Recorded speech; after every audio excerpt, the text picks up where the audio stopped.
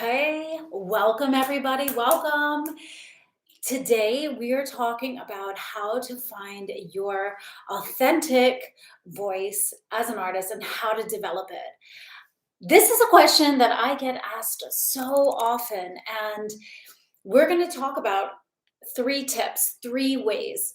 And in my own personal journey, I'll share some examples and I'd love to address questions as they come as well. So there's a chat box here that you can type in your questions. And also, the replay of this and a full discussion is hosted in the Supreme Sound Life Discord channel for female artists, mainly in pop and electronic music. And come join that community if that speaks to you. The link is in the description of this video below. And so we can talk about this in further detail. But this is a question that I get asked all the time by people, and things are around: how do I show up authentically? How do I have confidence in what I'm doing? What genre should I be singing? What's my style? What's my range? What type of repertoire should I be singing and writing? I don't know how to get these ideas that I have in my head out into paper or into the DAW. I see the light flickering, so I think it's like me moving around. Yeah, and if you're watching this live, I'd love to see you. So pop in the chat who you are and where you're coming in from, because I think it's really cool to connect like that. So today, with different ways to find your true sound, I tell you from my own experience, this is a topic that hits really close to home to me, because I have been through the mill as a professional opera singer. I've sung at Carnegie Hall. I've sung at the Kennedy Center under the baton of Placido Domingo doing opera. And I went to school for opera and I sang opera in Austria and Italy. But you know what? It wasn't what was authentically me and what my heart wanted. I did it to please other people. And maybe you can relate in terms of finding your authentic self as an artist. Do you find that you've been following paths to please others? I did it to please my family, my mom, to get love. And it's not something that brought about love. You know, another part of my journey that was in search, I thought something that could bring me satisfaction, that it would be my authentic voice if I was successful in expressing this, was jazz, singing jazz, gypsy jazz in New York. And I did that to win other people's love and approval. And yeah, I enjoyed the music. I love the community and I love the music, but it wasn't authentically me. And I felt for many years I was going in circles, having one foot in and one foot out, and working engineering at a music studio by night, by day, and doing gypsy jazz gigs by night, trying to find out who I am. But I just spread so thin. And also, before all of this, I grew up doing musical theater and acting in film, and I was doing this to win love and approval, when what I wanted to do was like be a pop artist or be on Broadway. And I went to school for opera singing when I wanted to go to school in NYU for Tisch for theater. And I got in, but I couldn't go because it wouldn't please my family. And all of these things, I kept finding myself denying myself again and again, and wondering why I would then numb out, self medicate with alcohol, weed, other ways of like putting myself down, not following what I wanted to do, and then feeling like nothing was truly me, that I never fit in, that I was always misunderstood. And because I felt misunderstood, yeah, I felt I could, sing well, just because I've been doing it for so long. I had a lot of training, a lot of performance experience, but I never felt like it was me authentically doing the music that I wanted to make. And there came a point.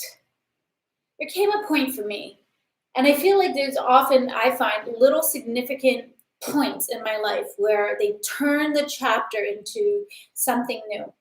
And I remember I was, at the time, I was doing these some gigs at headlining at the Rainbow Room, at 30 Rockefeller Plaza. I was scouted to do that, and I was the band leader and had my played with these world-class musicians, phenomenal musicians, and we were doing stuff like that. I went to a a show at Jazz at Lincoln Center. One of my mentors from an artist in residence program that I was in brought me along. We knew the booker. She used to work with the booker of Jazz at Lincoln Center. She was her boss at Strathmore, where I had this artist residency, and we went to go see a colleague of mine play piano and have his band, and they were phenomenal. They were really, really great. And there was this singer on stage with him. She was a guest singer. She was really good. And I'm like, yeah, go you do it. And at the same time, I was thinking, hey, I should get a gig here. Like I was just headlining at the Rainbow Room, very famous, like Lady Gaga, Tony Bennett, Frank Sinatra, all these famous people perform there. And I did those gigs a couple of times, got asked back, all this stuff. And it was a great gig. And so I asked my mentor, and I was like, hey, can you talk to the booker? I'm just not going to say a name, but can you talk to the booker and see if like you can get my band to like play a gig here? I was thinking like, oh, Lincoln Center, so prestigious, and it is. And she sat me and she was like, Mary, my name's Mary. I mean, I go by my artist name Alark, but she's like, Mary, I don't think so. And I'm like, and this person now to me, she's like a mother figure to me.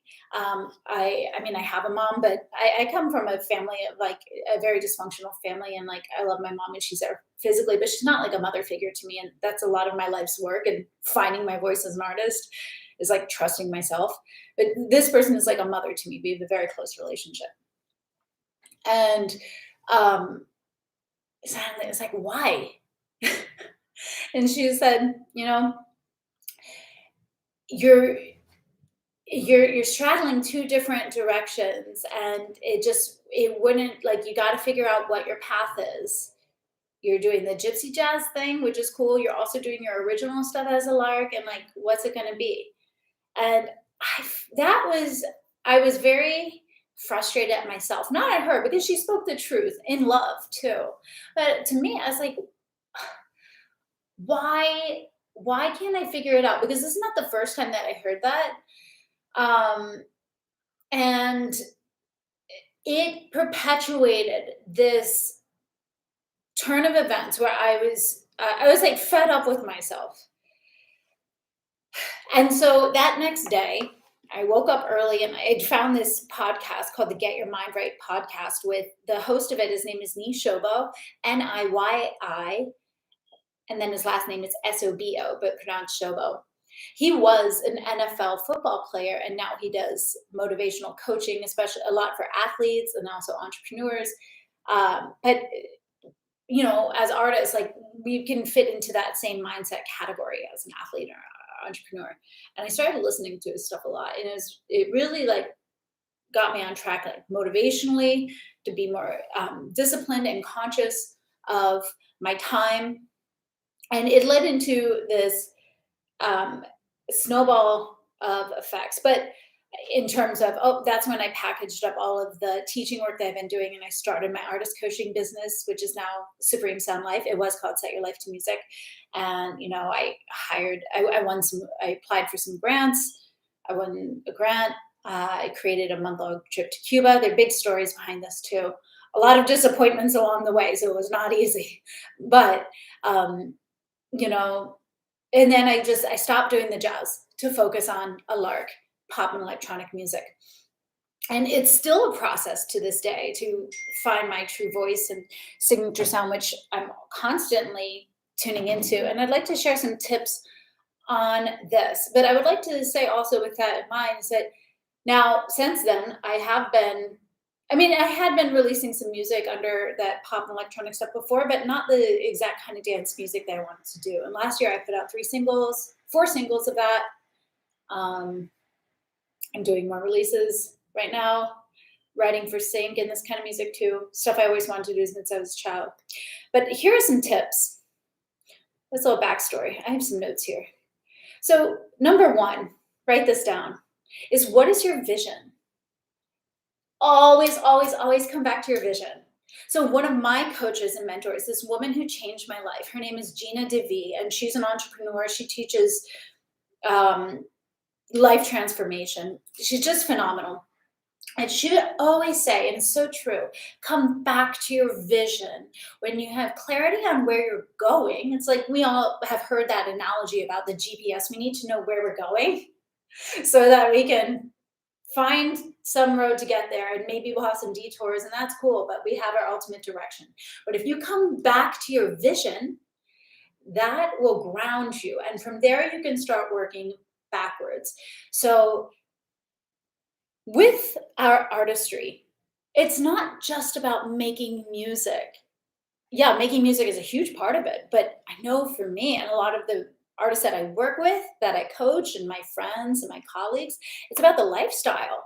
We want to be in the music communities and we want to live in inspiring and creative places, and we want to have an artistic home and an artistic studio and just be lit up by our lives all the time. We are so expressive as people, and we're very emotionally in tune, and we're very sensitive. And that's why a lot of us are drawn to music, and a lot of us are talented across different mediums. Music is just one of the mediums, but maybe we like style or art or and poetry, and so we want to incorporate all of this into our life. So how can we bring that more into our lives as well? So finding your authentic artistry is clarifying your vision. It takes a lot of deep dive work. For me, what I love to do, I love new beginnings, like a birthday or New Year's or a new season for something, or a move to a new home. And there's always a great time to pause, reflect, reset. I mean, you can reset every day. A new moment can happen now. So by digging in and looking and analyzing those questions about your vision, things like that, you have that clarity. And actually, in the artists that I work with, I have them complete a breakthrough workbook. And in the breakthrough workbook, we go through a lot of these questions in great detail. And I've led retreats on this. I've led workshops on this at artist retreats. I think it's really powerful, extremely powerful. Have clarity. And also, it helps you see where you're going and where you are now from a place of love, and getting into reality about where you are. So much of my life has been in denial and in a fog over my eyes, like self-medicating, distracting myself with drinking, weed. I don't have a problem if other people do it. Like, that's fine. This is just my choice right now because alcoholism, addiction runs in my family, and it's a way to numb pain. And so for me, it's like, I just got to see things clearly as they are. Still have fun while at it, but that's what it is for me. To get out of denial and to wake up to reality. The other thing that you can think about, tip number 2, is developing your culture, finding your culture as an artist. So in terms of what types of repertoire, what genre to be in, it really depends on where you want to spend your time. And I'll share a personal experience, and this is like, it is so close to home for me. So, um, with my story, I grew up doing theater, a lot of like professional musical theater, a lot of it, some acting, had an agent, film, all that kind of stuff, and it was great. And I did some opera at the Kennedy Center before I even went to college. Then, when I went to college, I was applying for like music conservatories, classical training, because I thought I would please my mom. And I also applied to NYU for musical theater. So like opera versus the musical theater, which is where my heart was at the time that I really wanted to do Broadway stuff. And I also really wanted to be a pop singer, but I didn't know how to do it. I didn't know how to ask for it. And so this is going to also be part of tip 3. So just wait for that. But okay, so I I kind of felt like led to go to the School of Music at McGill University in Montreal, where I went, which is a great school. Like my classmates in opera now are like singing at the Metropolitan Opera. They're like, it's fantastic. And I got into Tisch twice, but it was pricey, and I my parents didn't want me to go because of financial reasons. I get that. They also signed on 70 student loans for me that I didn't know about going into opera school, that I might as well have gone to Tisch because it ended up being the same. But when I was in school, the opera school, like I felt like it wasn't me. It wasn't authentically me. And this led to a lot of confusion, and I couldn't fit in. I almost felt like a black sheep there. And so maybe you feel this way with finding your voice. So in my experience, I would be doing the opera school by day, but by night I would be going to raves, electronic music parties, jazz shows, indie rock, indie pop, Afrobeat, world music, I don't know, variety of different stuff, soul, funk, and just like getting really into Montreal's eclectic music scene, which was awesome. And my teacher would say to me, my voice teacher would say to me at the opera school, when I'd come in for my lessons, I'd be wearing like skinny jeans, high top Adidas sneakers that I got in Berlin raving, and I'd wear them into opera school. She'd be like, "You don't really want this, do you?" And I was like, "Yeah, I do. Yeah, I do. Yeah, I do." But I didn't feel like it was me in there. I wanted to spend my life, and I tried to tell myself that I wanted it. And I share this because maybe this is something that other artists face. Maybe something that you face, where you want to do some sort of sound, and maybe you think part of you wants to do it, but your soul is not 100% lit up into it. So for me, opera, I grew to love the music. I don't want to do it all day in and day out of the time, but also culturally, I didn't feel like I fit in. Like I like to go to like raves, and I felt like the culture was very different, and I felt like I couldn't connect. And I was like, is this how I want to spend my life? And I didn't want to accept myself and what I wanted to be and do. I just wanted love, and I wanted to make music somehow and travel. And I wanted love from my mom, my dad, my family. So I wasn't like, I didn't accept myself in opera, and they didn't accept me. They, in my final performance, I had like a little vocal issue at the time, little like mustiness in my throat, and in one area of my voice. And the person on the panel said, do the composer and and yourself a favor and don't sing this music again. And it crushed me, and I cried for a year. I couldn't sing. And but when I was talking to the dean to graduate, I was like, you know what? I'm going to be a success story. And so what I knew to do vocally was like, okay, I can sing jazz stuff enough, because it was like, to me, it was like similar enough to the theater stuff that I had done before, at least like vocally where it sat my voice. But I decided to move to New York because I'm a US citizen. I could do that. And it was, a childhood dream of moving to New York. I didn't pursue theater there. But in moving to New York, I was like, okay, I can do the jazz stuff. And while I was getting into the jazz scene, I did it because I fell into it through a Craigslist ad. An ad wanted a singer who could sing in French, and I could do that from opera. After I failed that exam, I went and I worked on a vineyard in France at this historic chateau, which is another story, but amazing. So I could speak and sing in French. And one gig led to another. I got that gig, one gig led to another, and they were paid. And I was like, I'm doing it. I'm proving to myself that I'm a singer. I'm like, my identity isn't fully ripped from me. And while I was doing that, I wanted to be making electronic music. And I was infusing it into some like artsy songs, but I wasn't acknowledging the type of music, like it's really sitting down to make the kind of music that I want to make, like dance music. And in one of the things that I really learned from this that I want to share is that it's so important to know the culture where you want to spend your time. The people, for me, in that gypsy jazz community, the people are amazing.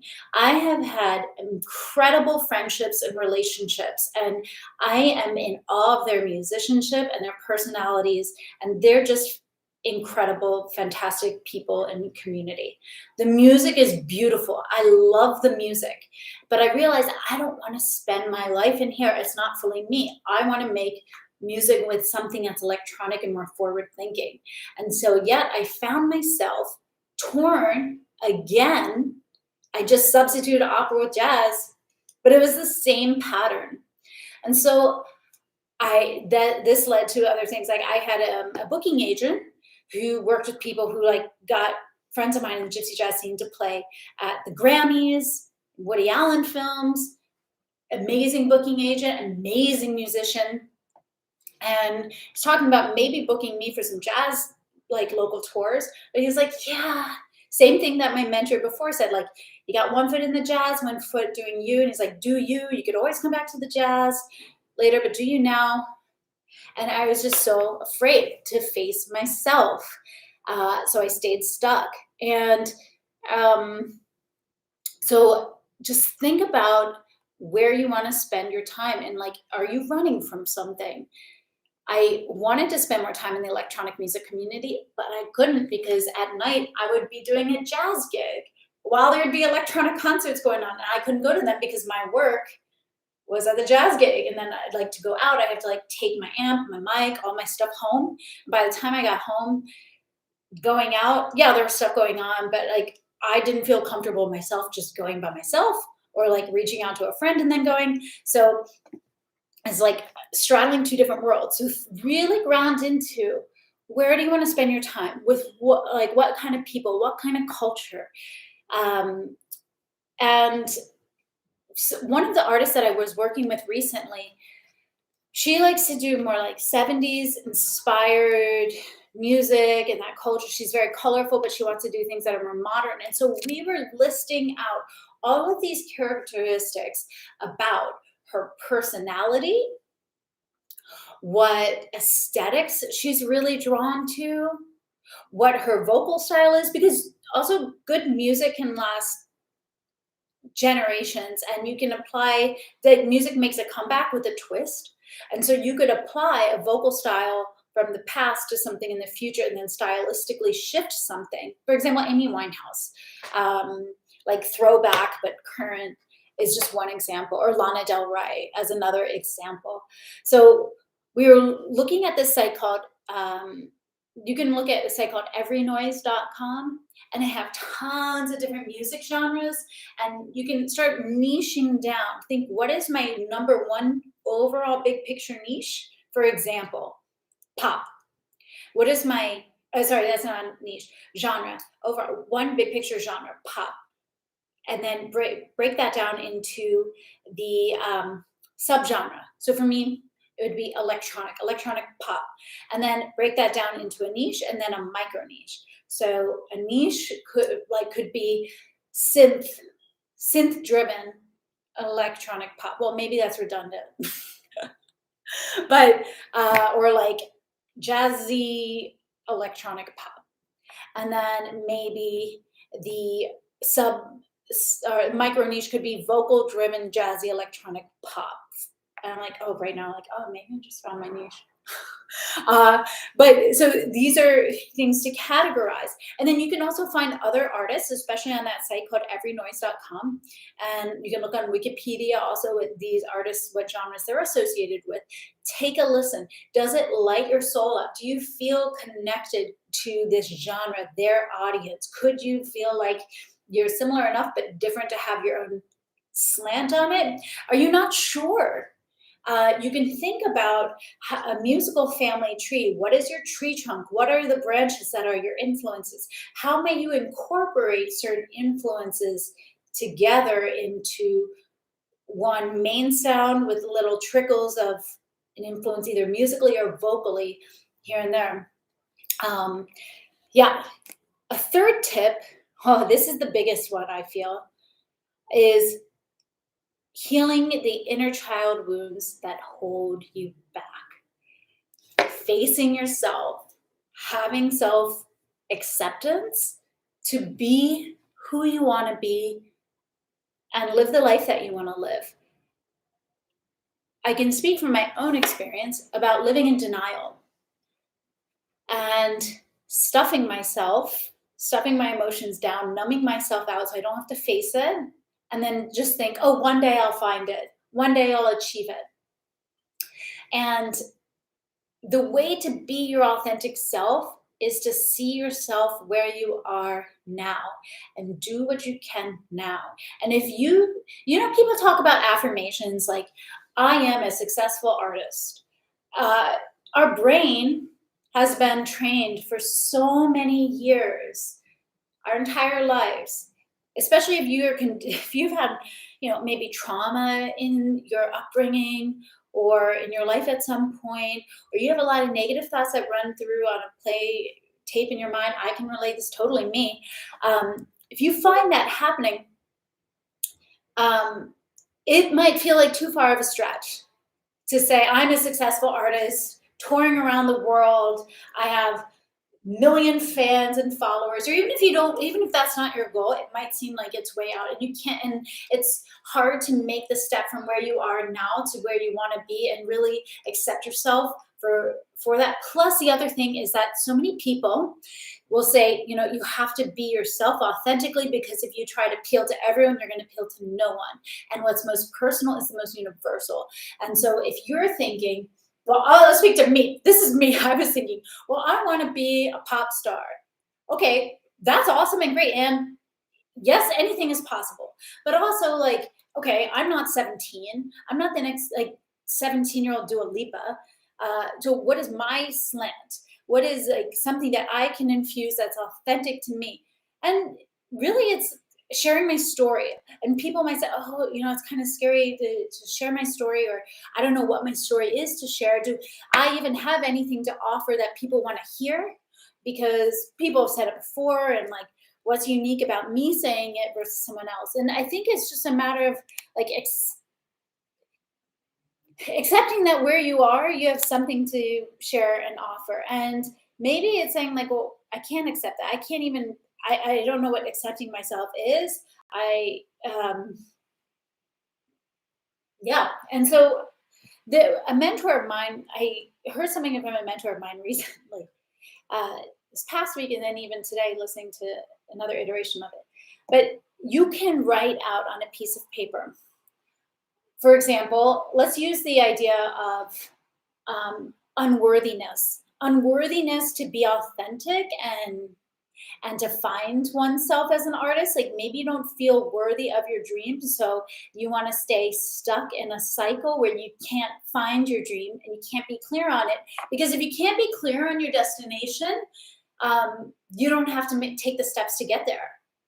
And yeah, your brain totally does this to trap you and keep you safe. And, like, good job, brain, it's keeping me safe the old way, but not now, because there's nothing more unsafe than unlived life.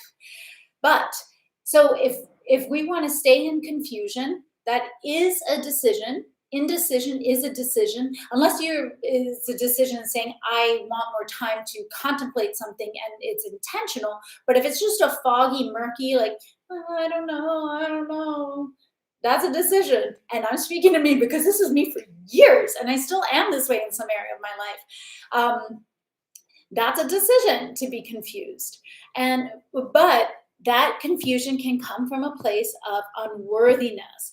I'm not worthy to be in my dream, and to realize it and have that, to receive the acknowledgement from the external world, receive the acknowledgement from myself, to have people see me as I am. So one thing that you can do is you can write out, I am not yet ready to accept that I am not unworthy. And you just write that out. I am not yet ready to accept that I am not unworthy. I am not yet ready to accept that I am not unworthy. And I wrote that. I was like, and I cannot. You can also substitute unworthy. You can substitute for anything that you want to accept to find your authentic self and just put it out there.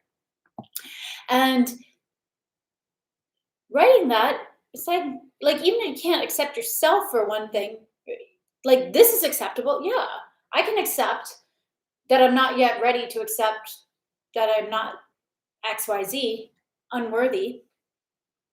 Yeah, I can accept that. And in the process of accepting that, you're accepting yourself. It's a way to trick yourself into self acceptance. But once you're there, it's like, okay, cool. This is where I am. This is where I am right now. And now I know where I'm grounded. And that helps the, the getting your starting ground of wherever you are along your path to clearly channel into that direction of where you want to go. And also in cognitive behavioral therapy, in the life coach school, they call that a bridge thought. I'm sure there are many other people who talk about that, and they can use um, different language around that. A bridge thought or a ladder thought to get you from where you are now and what is believable to you now, where you want to go, where it doesn't feel believable. So you know that you're lying to yourself. So you create something that is believable, a little bit stretched, but it's true. And then you move from here to here. Now you're here. And you can move from here to here. And that's how you can start finding your authentic identity. And honestly, I think so much of finding one's authentic identity is to really question everything that you have been taught, everything that you believe to be true, to question it. Question everything. Because maybe you've picked some things up along the way that aren't true. Maybe they were from well meaning people. Maybe they were from people who weren't well meaning. But it might not speak to you. It might not be the truth. So by questioning everything, then also, I know in my own experience, awakening to certain elements of like family dysfunction, it's been terrifying. It's like jumping out of an airplane without a parachute. It really is like that. And you're like, I'm just free falling. Like, I don't know where this is going to go. Like, God help me. But in doing that, in surrendering over, it's not giving up, it's giving in, giving over. There are elements also that need to be talked about that are not as sexy and glamorous, and that's grief. It's the acknowledgement that things might not be as you wanted them to be.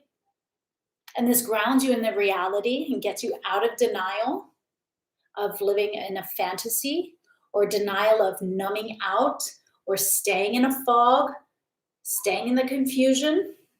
So it's waking up. And sometimes you have to grieve. And grieving is healthy, and grieving is good. It's acknowledging yourself, it's accepting yourself, it's holding space. Sometimes, people a lot in like modern healing communities talk about holding space, which sometimes can be like very woo terminology, holding that space. But it's being and feeling all elements along the spectrum, from pain to joy. Does pain? Great. No one likes to feel pain. But if we're suppressing it and wondering why we're stuck in confusion, maybe we need to go back and revisit why we have pain around certain areas of people pleasing, codependence, trying to please other people in our family or our friends to be who they want us to be, or to make a compromise. We're like, okay, well, I want to be a musician, and I know you like this genre of music, so I'll try to do this genre of music to please you, even if it's not the genre that I want to do. It's like, I can win, and I can like kind of do what I want to do, and I can kind of get your love and your approval, and grieving that that's not going to happen might be something that you face. But by doing that, you learn to advocate for yourself and to not abandon yourself. And in the act of not abandoning yourself, that's the most beautiful thing that a person can do for themselves, is to wake up and be there for themselves. It's like there's an inner child inside of you, and you can be the loving parent to the inner child and guide them out of any confusion over who they want their artist identity to be, and let them fully express it. And in doing that, I think it's also very important that you have a really safe support system, because putting yourself out there authentically, it's scary, it's doing something new. So you want to make sure that you have people that you trust. They might not be family or friends. It could be a support group, it could be a coach, it could be many things. It could be some family members or some friends, but it might not be who you want it to be, and that happens. So get a support system, find a guide or guides plural, and have someone help you walk that path. Someone who's done it before. Don't take advice from people who don't put themselves in the arena, because they don't know. They don't know all the things that come up from the external and internal experiences. So those are some things to consider in finding your authentic artist identity. To recap, one is defining your vision, getting clear, and doing anything that you can to get clear. If you're finding that you're like numbing yourself, don't numb yourself. As hard as that can be, try to find another solution. Um, find your culture as an artist. Where do you want to spend your time? What really lights you up? Find that culture and start spending your time, more and more time in there with those people. Healing your third one is healing your inner child wounds that hold you back. Any people pleasing that keep you from doing the music that you want, being that loving parent to your inner child. So for me, this is very personal, but I'll share it, because what's personal is the most universal. So I have a picture of my first grade self, school picture, up on my fridge, so I can love her, and I cannot abandon her, because I've abandoned her way too long. So again, my name is Mary, and this is my little lamb. Mary had a little lamb. So when I look at her, it's a reminder to do things for me, to do the music that I want to do, show up authentically as I want to show up, not what someone else wants me to do. So that's something that you can do.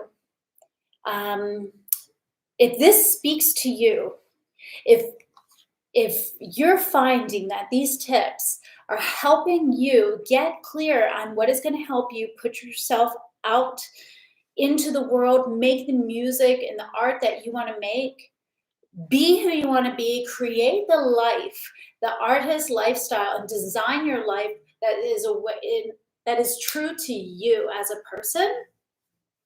If this speaks to you and you want a guide and a mentor, I help artists do just this. It's making the music, and it's designing the life, and it's designing the habits and the belief systems. And you can book a free call, and we can map out your personal success plan as an artist to see what you can release that's been holding you back, to see where you want to go, and find the steps that are going to get you from point A to point B, and get clear on that. Sometimes it's really helpful to discuss this with somebody and have that verbal processing and that feedback reflected back to you from someone who's experienced in this realm. I've been mentoring artists for 15 years to thousands of artists. I've been doing music professionally for 28 years to many different in many different genres. And I understand, and I'm a working artist and I'm a working coach. I understand both elements. I'm in the arena. And if this speaks to you, go to supreme, supremesoundlife.as.me/call. supremesoundlife.as.me/call. Or in YouTube, under my channel, in the description, there is some links. It's also in my channel's description about the website, my website, where you can do that. So I hope this is clear. You can book a free call and we can map out a success plan for you. And if we want to work together, great. And if it's not a good fit to work together, you're still going to learn a lot from a free call to map out your next steps. And there are no expectations of anything to be beholden to. So I find it's incredible value. So I would highly recommend you to take advantage of that. So supremesoundlife.as.me/call, and let's map out your personal success plan that's individual to you and help you find your artist identity and your next steps to go step by step in realizing your vision and creating your artist dream. Thanks so much for tuning in, and we'll end it there. Ciao.